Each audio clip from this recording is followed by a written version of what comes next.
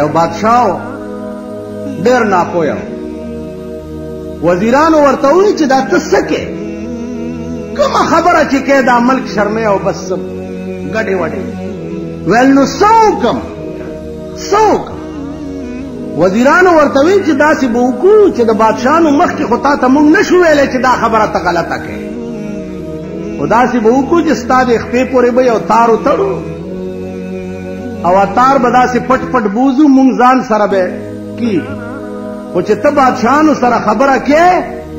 او کوم ځای غلطېدې نو موږ به تار راکاږو نو ته پوهېږه خبره په بله اړه وه ویل ډېره ښه چېرته بادشاهان به راغی او ده به خبره ګډه وډه کوله هغوی به تار راغ نو ده به خبره په بله واړوله یو بادشاه راغی ورته وی چې هلکه خبرې خو به نورې کوو خو په دې مې پوه کوي چې په دې ستاسو وطن کې هم د دې تار رواج شته هغوی زر تار راکړو چې بیړه دې غرقه شي مونږ دې پورې تار در تړلی و چې د خرطوب خبرې مه کوه تا الټا هغه نه تپوس نور بادشاهان دلته کمقل دومره چل عزیزانو خبره دا ده چې هلته خو وزیران هوښیار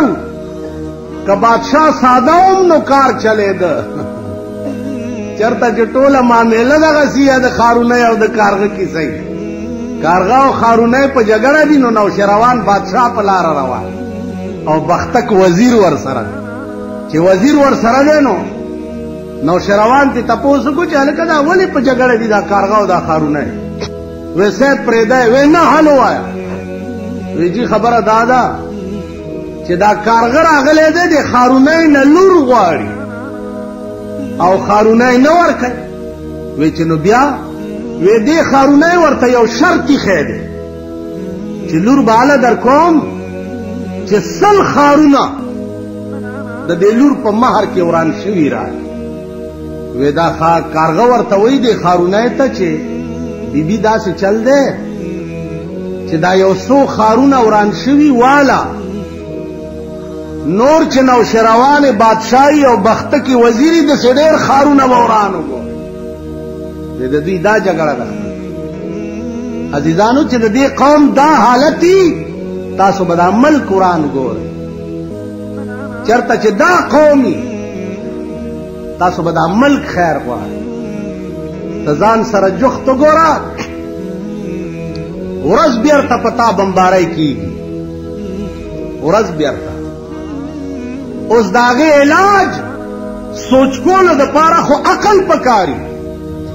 سوچ پکاري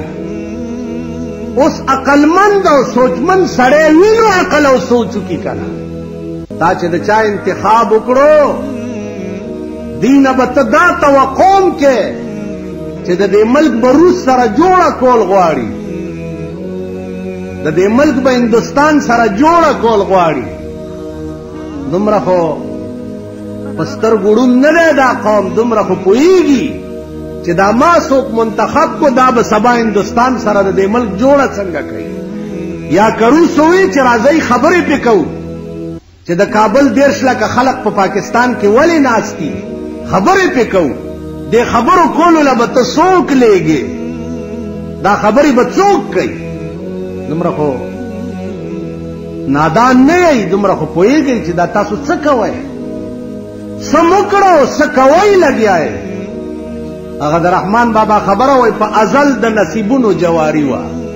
ای رحمانه چا ګټلې او چا بایللې نن ستا د نصیب جواري لګېدلې ده څوک یې ګټي او څوک د جوارۍ دونه دي د جوارۍ پړونه